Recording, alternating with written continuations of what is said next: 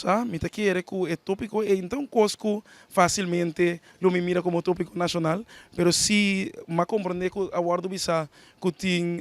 gente não que não abai é exposição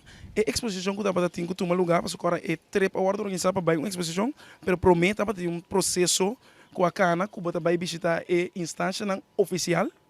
Anto botin e cultivo nan kawan na bendeyin. Anto hopi che kostan que guardo organizador do Ministério de Economia de Coração aqui mês, reglando essa aqui para trip de reamen, ou trip de comissão de reamen. E organização no momento que nós está punta sempre tocando de Expo, hopi de organização fundamental de Colômbia mesmo a participar de pessoa não tá mire como algo que tá paz de na regulação como país. Então, e não como parlamentário, botem que ter sempre roupa na conta. Então, no momento que nós visitamos a exposição, em verdade,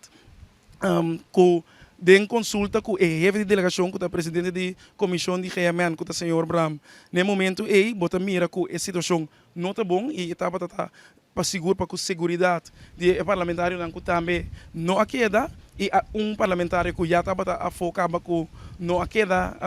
den trip lá que nós visa e não estava lá que nós visa factível para um parlamentário que dá na informação para somar stand estava dando diferentes coisas então para uma exposição também que tem acting stand tem speakers que não também solamente para parte mas para uma totalidade então me tem amor se que costa vir uma discussão perdendo o enfoque riba é coisa importante que é tópico de cannabis medicinal que conhecem e